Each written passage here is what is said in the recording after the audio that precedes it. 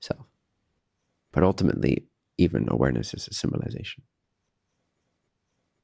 But so then matter definitely is a symbolization. It's a crystallized symbolization of the self. And the more directly we are able to recognize the self without the need of form or sensation or thought or experience, the more we just know that we are directly from within intrinsic awareness, the more we recognize and rest and abide in that intrinsic clarity that cannot be determined by any symbol. It's always there. It pervades all the appearances. It permeates, it continues, it's always there in sort of a timeless, eternal state of just being aware of itself. If we recognize this intrinsic awareness intuitively, then we begin to loosen up the need for symbolization, for manifestation, for projection. Doesn't mean the world will entirely disappear right away, but it does mean that our relationship and dependence on learning through subject-object relationship begins to soften. And therefore conflict and afflictive states begin to soften. And more peace and harmony and a feeling and understanding of oneness begins to radiate at the heart of our consciousness. We begin to radiate more of the truth. There's less need for filters, because filters are just other symbolizations through which we can produce a universe and then know ourselves. So the filters are the echoes of the symbolizations that we've already created.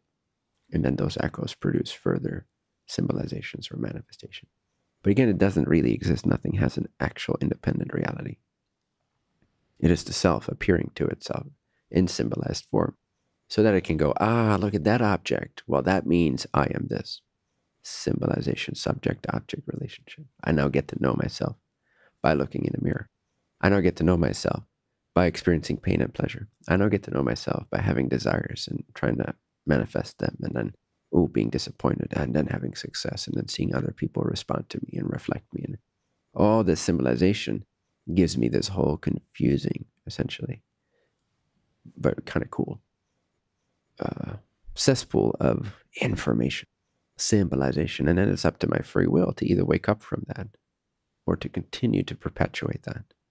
And so the more efficiently a soul is able to recognize itself, the less it will need this sort of maelstrom of turbulence and this ceaseless subject-object manifestation.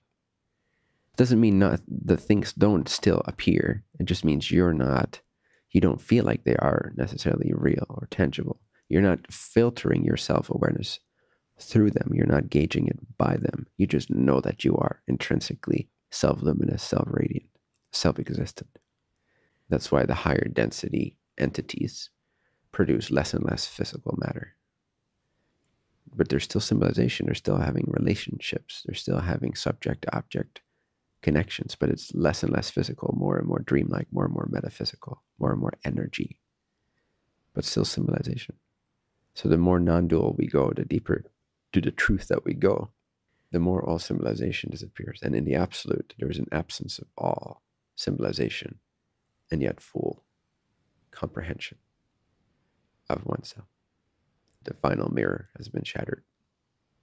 There's just itself. No symbolization left. That's why we say there is no universe in that state. Because there is no need for a universe. Because the universe doesn't exist. It never has existed. It's always been a projection out of need. It's always been the reflection of what pressure you've placed into this field of potential. And if even for a moment you have no desire or need for any symbolization, because your recognition of self is so direct and so subtle and so intrinsic and so absolutely absolute, then there is no need applied to this infinite potential. And since there is no momentum to the universe because there is no universe, the universe instantly disappears. It doesn't take time to disappear. You just stop recreating it. And this is the end of the octave. This is the end of seventh density. This is the end of one universe of experience. You have fulfilled its intention, and it reveals itself to never have been there in the first place. Not really, not as a real thing. So when you stop producing the need for a universe, the universe stops appearing. But you never cease. You always remain. You just know yourself in completion, in fullness, in totality, in infinity. And that's why when for a moment you have such a pristine self-awareness that there is in that moment no need for symbolization of any kind, that is a realization of the absolute. And that's why for that moment you can have the experience of the end of creation. Even though a second later you can be back in the same creation because you reproduce the need for that symbolization.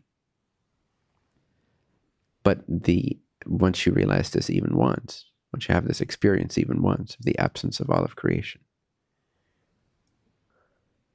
first of all, you can never see creation the same way again.